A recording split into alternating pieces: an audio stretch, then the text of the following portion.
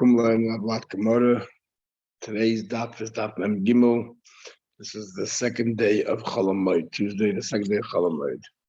We're continuing to learn the dinim about that there has to be a certain amount of time between the first divorce and then remarrying, a 3-month divider, just in case if there's a child, we need to determine who the parent is.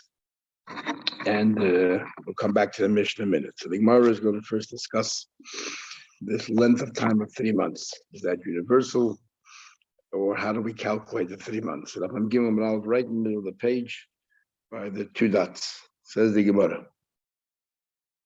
Sholach Rabchia, so not 2 dots here, but the first of the lines begins Zu Divri Rab Shimon. Right in the middle. Sholach Rabchia Bar Avi sent the following halacha. Ma'arsin toich gimel. He says that you can engage, even though we said in our mission, Tanakama says that you don't get engaged or get married within 3 months.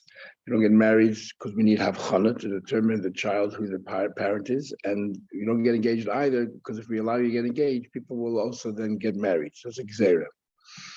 He says that you could get engaged within 3 months. V'chein oisim mais. In fact, that's how we behave. I saw it done. That you calculate in 3 months as follows. And that's why it's Teich Gimel. Ruba Shel Rishon, the majority of the first month. Ruba Shel Shlishi, the majority of the third month. V'emtzai Shalom. And the middle full month. You have a full month in the middle, and then you have the majority of 16 days of 1 month and 16 days of another month. So a total of 62 days, which is far less than 90, than full 90 days. And others say, yes, that actually comes out sometimes the Chumrah. We don't mean just any day you start counting in 90 or 62 days. It means that you look at the month. So if, for example, it happened in the second half of the month, you have to ignore that month and start counting for the next month, which basically will come out then you might even be counting sometimes longer than 3 months. Anyway, Ameimar Shora Le'ores B'Yom Tishim. Ameimar said, no, it has to be full 3 months, but the 90th day, already you can get engaged. They both say, the 3 months have to be exclusive.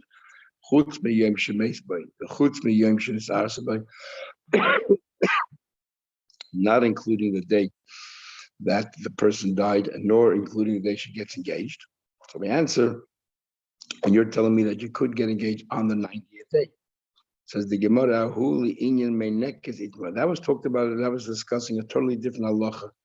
As we learned a few days ago, you're not allowed to marry your friend's pregnant wife, and you have to give her the 2 years, you have to give her the full term, or if she's nursing, give her the full 2 years so that she can nurse a child.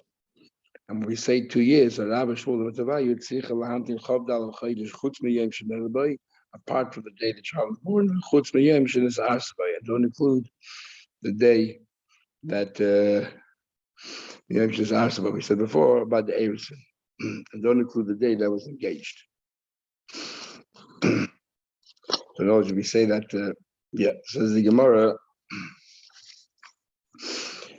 So what are you telling me? So therefore, it's very different in the case that we're talking about over here. Says the Gemara, there was a case. We talking about a case over here.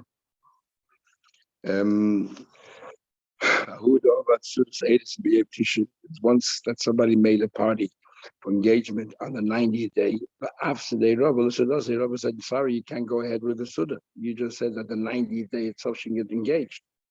Says the Gemara, he sued this Nasuyin Hava. That was not engagement, that was getting married. And that the Rabbi said you cannot do. And the Hilchos says, what is the final outcome? He said, when it comes to nursing mother, you should wait full 24 months, not including the day that the child was born, and not including the day that you get engaged to her. So it's 2 full years. And you have to wait 3 months. Does not include the day that the person died, nor the day that he got engaged. Now back to our Mishnah. So the Tanna Kama said two things. That if she died, if let's say she was a widow or divorced, and then they can not only they cannot get married within 3 months, they cannot even get engaged. The Suyas cannot get engaged because we're scared if you let them get engaged, they'll get married. Another din the Tanna Kama said is that even though you're only engaged to the first husband, you're not allowed to get married to the within 3 months because we're scared if we're going to allow engaged, next time they also allow women who are married. So that's what the Tanna Kama's opinion. Comes along Rabbi Yehuda, and he disagrees. Rabbi Yehuda says that both Gezedas, he disagrees. He says that even if they were married, they're allowed to get engaged within 3 months because there's no problem. The only reason is to determine whose child it is, but you're only getting engaged. And the same thing is, if she was engaged to the first husband, then they're allowed to even get married. They're allowed to get married because, again, there's no issue here whatsoever of determining a child because there's no child from the first husband. That's Rabbi Yehuda. Rabbi Yasi comes along, and we're going to focus on Rabbi Yasi. Rabbi Yasi comes along and says the words that all the women, all the women can get engaged, but sounds like whether they were married to the first person or just engaged, they can go ahead and get engaged within 3 months, except a widow from the Suyin, as we're going to learn, because she has a mitzvah vela, so for the first 30 days she has to wait. Says the Gemara here. Says the Gemara back to Gemara Aleph. Chutz bin Almon. I don't understand. You're telling me that a widow cannot get engaged for 30 days because of avelis. So he's going to ask, we find other avelis where it seems that you are allowed to get engaged. So why are we stricter in this case here? What are we talking about? We're going to be talking about Tisha B'Av. And we're talking about Tisha B'Av that has certain chumras. In fact, chumras that are beyond an ordinary almana. You're not allowed to launder your clothes. And a widow is permitted to launder her clothes after Shiva till 30. And yet at Tisha B'Av, you're allowed to get engaged. So why are we telling this widow you're not allowed to get engaged? If she's permitted to launder her clothes, surely she should be able to get engaged. The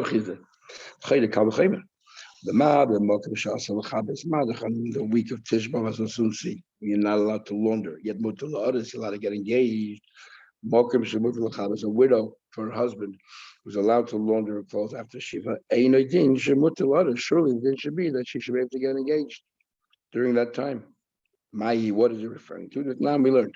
Shabbos Shechol Tisha B'Av, the week that Tisha B'Av falls out in it, which is very strict. Also, the Sapi don't take haircuts. Church has a whole discussion. If you shave your whole head, is that called a haircut? And Teza concludes over here on top of the page that if you shave your whole head, it's not called haircut. It's not a dignified look. You're not allowed to take a haircut or Shabbos. You're not allowed to launder on that particular week. Or Chamishi, but on Thursday, if Tisha B'Av falls on Friday, mutter, you're permitted to do these things. Make covered Shabbos. That's the brisa. So we know that only that week you're not allowed to launder. Then it says, "Tanya koydem as a man says." So it's not the week that falls on Tisha B'Av, but before then, is mematim beskayim. They reduce their business, melissa melitin from their buying and selling, the leaving from constructing, and planting. And then he says, "Umaasim," but they're allowed to get engaged. I will like or get married. The ain oisin sudas erison. Nor do they make the meal of an erison. So we see it clearly. You're not allowed to launder, and yet they're allowed to get married, engaged. Says the Gemara, Kitanya, when it says that you're allowed to get engaged, we're talking about koydem the koydem, not the week of Tisha B'Av, for the week before then. And the week before then, you are permitted to launder. So you're permitted to launder, and you're also allowed to get engaged. So it's not a question, there's no kavachayim or anything else. So, but the almana, she's allowed to launder, but maybe she can't get engaged. No problem. Amar Rava says, even a week earlier, I still have a problem. Why? Because we just said you're not allowed to do any business. And yet you're allowed to get engaged. The almana is permitted to do business. So how can it be that she's permitted to do business and yet you cannot get engaged? Doesn't make sense. You're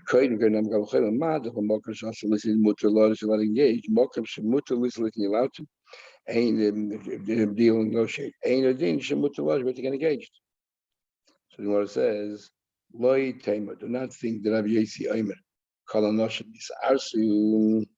Don't think that Rabbi Yossi says that all the women should be engaged. And the aim is say, well, let's change around the whole shot of Rabbi Yossi. Don't learn the way we learned initially. Rabbi Yossi is agreeing with Rabbi Yehuda that all women, even though married, are permitted to get engaged within 3 months, but rather, and therefore the almana cannot get engaged because of Avelis. And the aim is say, Kol hanoshim yinasu. We're talking about marriage. And Taki not get married, Avelis not get married. So we're saying that all the women are permitted to get married straight away, except an almana cannot get married straight away because of Avelis. Because of Avelis. Simon said, how can it be? You're telling me that all women can get married straight away. What about the 3-month period that we need before you get married to make sure whose child it is? But Lester Rabbi Yossi doesn't believe in this principle of havchana. So you want to know? Leslie, maybe he doesn't agree. He doesn't. If he doesn't agree with that whole principle, says the Gemara. Give another answer. Of course, he holds to that principle. But this is how we should learn pshat.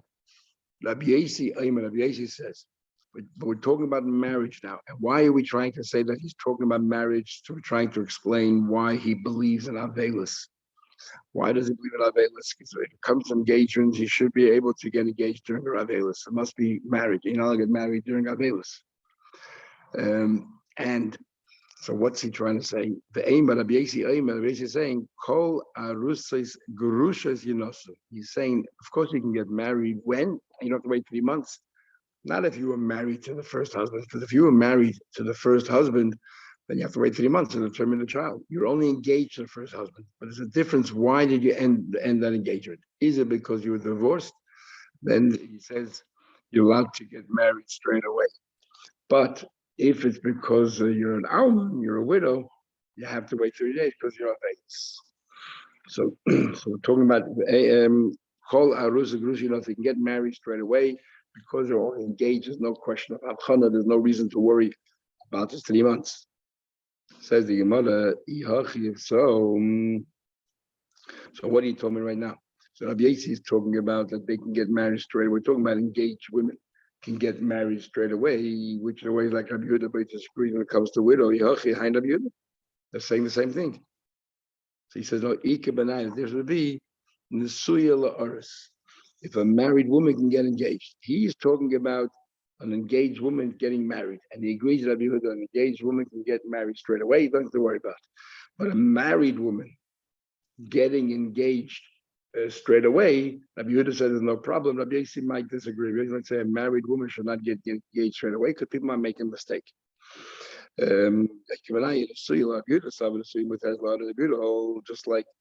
like I allow engaged women to get married, so too I'm going to allow married women to get engaged straight away. We're not going to make a gzeid if we allow them to get engaged next time they get married. Rabbi Yossi holds in the Suya Asur La'aris. Rabbi Yossi holds no, that a married woman cannot get engaged because if we allow them to get engaged, we'll get married as well. Says the Gemara, you're telling me. So now we're learning Rabbi Yossi is actually stricter than Rabbi Yehuda. You're telling me the Saba Rabbi Yossi in the Suya Asur La'aris. You're telling me Rabbi Yossi holds that a married woman cannot get engaged, and he argues with Rabbi Yehuda. But Tanya didn't we learn? Rabbi Yossi says, "Kol hanoshim, all the women yisarsu, all the women can get engaged." It says clearly, Rabbi Yossi says all the women can get engaged in the Brisa except for Almana if they're evil. Right? So it says clearly here that all the women can get engaged. And you're telling me that Rabbi Yossi holds that a woman who's married cannot get engaged for 3 months. And here's a clearly can all get engaged straight away except Almana because of Avelis. Then when you say further in the Brisa, Kami evil Shalah, how long is Avelis? You have 30 days. Then the Brisa concludes, Kulan lo yinosu. But nobody should get married until 3 months expire, so we can determine the child. So somebody asks a question. Hi, my question. What's bad? It says, "Kol hanoshim yisarsu." It says all the women get engaged, and we just learned that it says that a married woman should not get engaged because we're guys the next time we get married. And here's clearly says it could. So what? The Mishnah said the same thing yet. We had no problem to amend it. Mi alima maslisin is any stronger than our Mishnah. The Kimna we said our Mishnah is talking about ba'arusas gurushas yinosu. Our Mishnah talking about an arusa that was divorced, that she's allowed to get married, and he's not talking about getting engaged. He's talking about getting married. And he's saying that if you're merely engaged, we turned around the mission, the words, and say merely engaged, you're allowed to get married except Almana because she is an oval. He's Ochanami, the same thing we'll do. We'll alter this Braisa. That call Arusas Gurushas Yunosu, when it says in the Braisa that all the women can get engaged, what it meant was that all the engaged women can get married. Elam Sefer. What bothers us the end. Tony says the cool and all of these women, all women are not allowed to travel unless 3 months go by. In Sube, who the law seems they're not allowed to get married within 3 months. But a lot of get engaged. It seems that clearly a lot of get engaged. And all these women, including married women, they're not allowed to get married within 3 months, but they're allowed to get engaged within 3 months. Like you said before, that they cannot get engaged. Amarov says, Rabbi, you're right, but this is how I'll do it. This is how we should modify the price. Rabbi Yossi says, call Arusas Gurushas, all those engaged women, divorced, you know, so they can get married. Chutz min almana, except an almana b'fnei evil, that all engaged women can get married straight away, except an almana because of avelus, and we'll talk about in a minute where does avelus come into a woman that's engaged. This is how we learn the Braisa. So we're talking about engaged women can get married except almana because of avelus, which is like Rabbi Yehuda, Rabbi Yossi.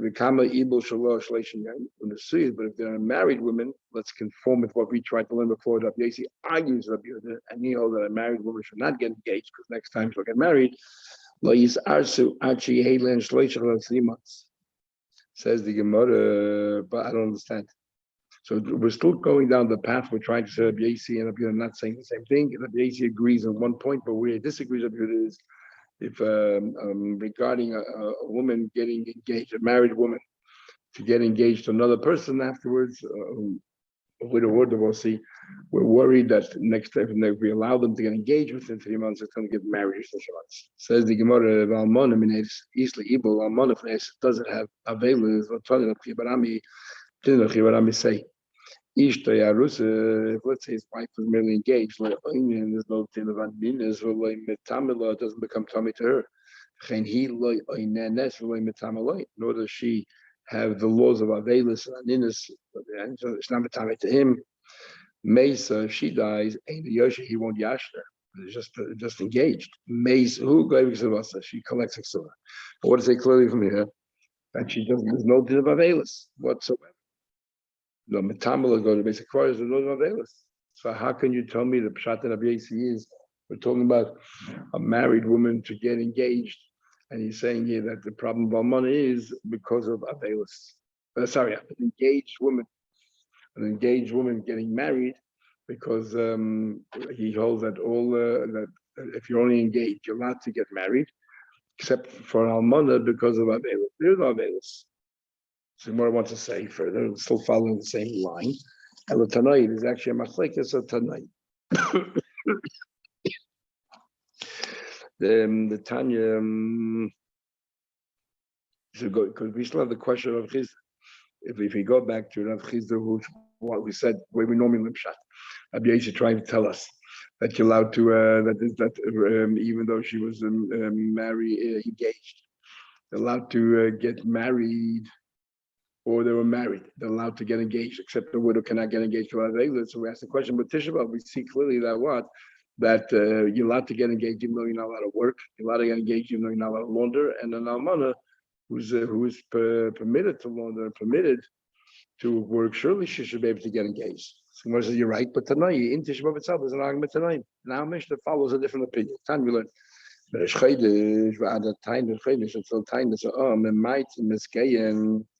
That the people reduce their work, Melissa Malitin, from doing business, Melivna, from building, Latoya, from planting, and the others from getting engaged. So this Braisa clearly says they would not get engaged.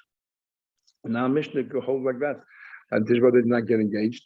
But an Almana, since she's allowed to work, she's allowed to get engaged. Melissa, the week that she was Tishba falls out, and it also was happening. I'll take a haircut, Lechabes to London.